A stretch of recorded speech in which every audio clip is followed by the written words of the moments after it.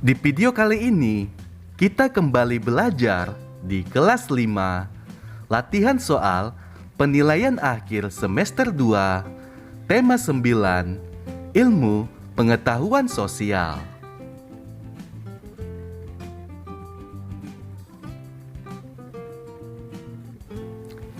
Letak suatu wilayah berdasarkan garis bujur dan garis lintang pada peta disebut letak A.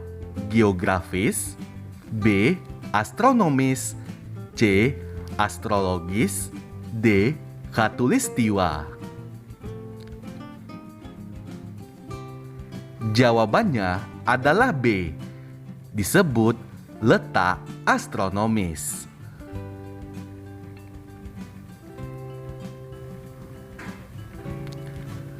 Letak astronomis Indonesia adalah A.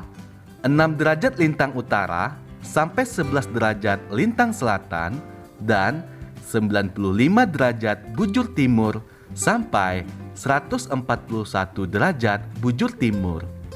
B. 6 derajat lintang utara sampai 11 derajat lintang selatan dan 95 derajat bujur timur sampai 144 derajat bujur timur. C. 6 derajat lintang selatan sampai 11 derajat lintang selatan dan 95 derajat bujur barat sampai 141 derajat bujur barat. D. 6 derajat lintang selatan sampai 11 derajat lintang selatan dan 95 derajat bujur barat sampai 144 derajat bujur barat.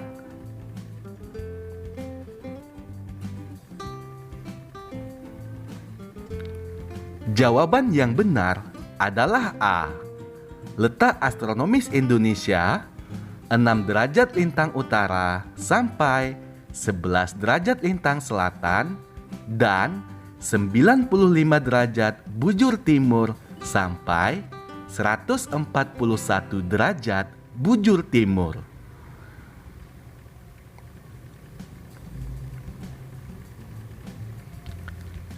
Letak geografis Indonesia adalah di antara A. Samudra Pasifik dan Samudra Atlantik, B. Samudra Indonesia dan Samudra Arktik, C. Benua Australia dan benua Amerika, D. Benua Asia dan benua Australia.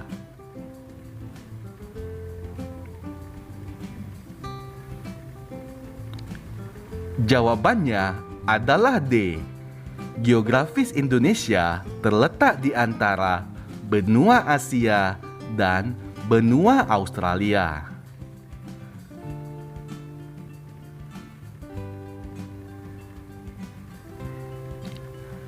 Garis khayal yang membentang secara vertikal di atas permukaan bumi disebut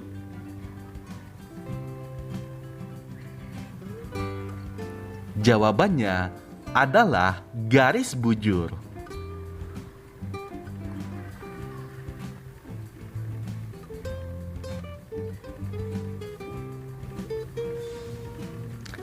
Garis khayal yang membagi bumi menjadi dua belahan, yaitu belahan bumi utara dan selatan, disebut garis.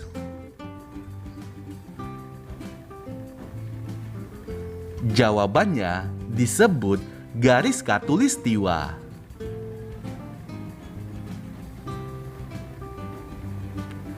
Perhatikan nama-nama provinsi-provinsi berikut: Sumatera Utara, Gorontalo, Nusa Tenggara Barat, Kalimantan Utara, dan Jawa Barat. Provinsi di Indonesia yang masuk belahan bumi bagian utara adalah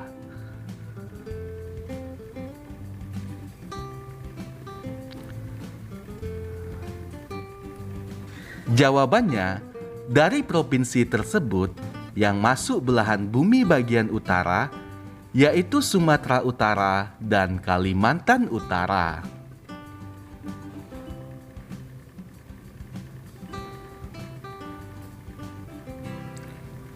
Tuliskan kenampakan alam di wilayah daratan serta bentuk pemanfaatannya. Yang pertama, kenampakan alam dataran tinggi dimanfaatkan sebagai tempat peristirahatan dan tempat wisata. Selain itu, dataran tinggi juga dimanfaatkan untuk kegiatan perkebunan teh. Yang kedua, kenampakan alam dataran rendah dimanfaatkan sebagai pusat kegiatan masyarakat. Selain itu, dataran rendah juga dimanfaatkan sebagai lahan pertanian, perkebunan, dan perindustrian. Yang ketiga, kenampakan alam wilayah pantai dimanfaatkan sebagai objek wisata, tambak garam, pemukiman nelayan, atau pelabuhan.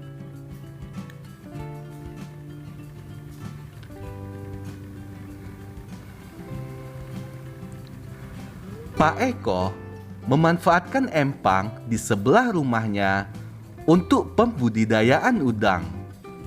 Kegiatan ekonomi yang dilakukan oleh Pak Eko adalah A.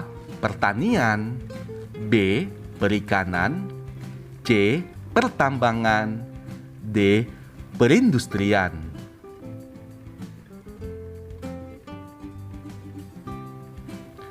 Jawabannya adalah B. Kegiatan ekonomi yang dilakukan oleh Pak Eko adalah perikanan.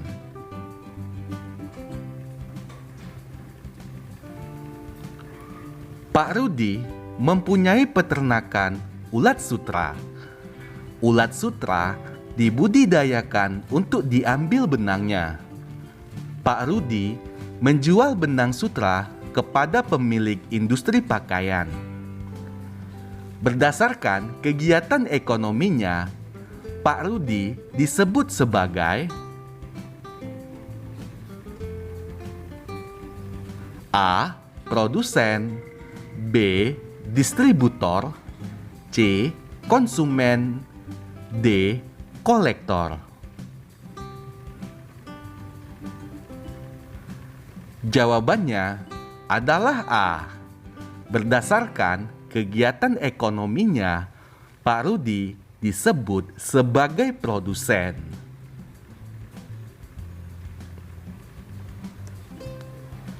Jenis usaha jasa mengutamakan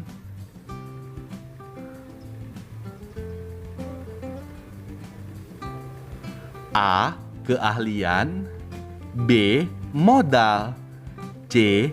Fasilitas, D. Tempat. Jawabannya adalah A.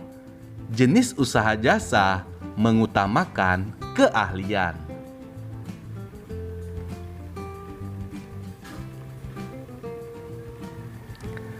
Berjualan sayur dengan gerobak sayur dengan cara berkeliling termasuk usaha ekonomi. Jawabannya termasuk usaha ekonomi perdagangan.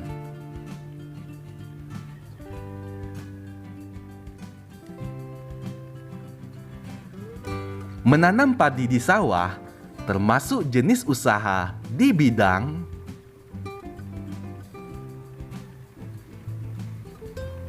Jawabannya termasuk jenis usaha di bidang pertanian.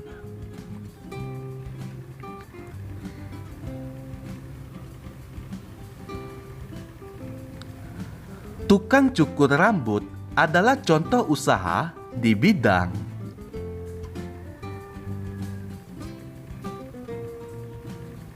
Jawabannya adalah contoh usaha di bidang jasa.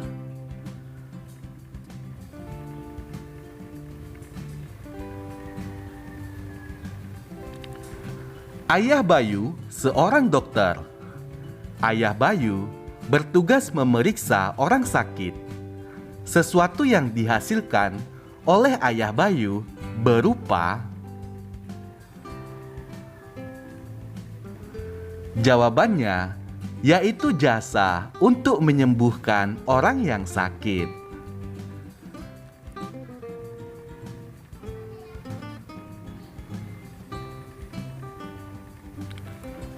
Tuliskan kelebihan dan kekurangan usaha yang dikelola secara kelompok. Kelebihan usaha yang dikelola secara kelompok. Pertama, modal lebih banyak karena berasal dari beberapa orang. Kedua, resiko dan kerugian usaha ditanggung bersama. Ketiga, ide dan kemampuan usaha lebih banyak. Selanjutnya, kekurangan usaha yang dilakukan secara berkelompok. Yang pertama, pengambilan keputusan harus sesuai dengan kesepakatan bersama. Kedua, keuntungan dibagi dengan pemilik modal lainnya. Dan yang ketiga, kelangsungan usaha tidak menentu karena rawan perbedaan pendapat antar pemilik modal.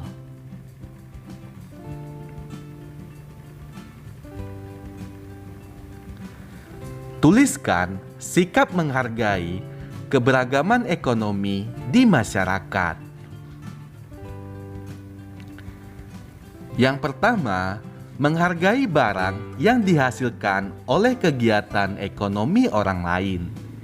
Yang kedua, memberi kesempatan dan kepercayaan kepada orang lain untuk melakukan usaha ekonomi secara mandiri. Ketiga, memberi upah sesuai dengan kegiatan ekonomi yang sudah dilakukan. Dan yang keempat, melakukan persaingan usaha secara sehat.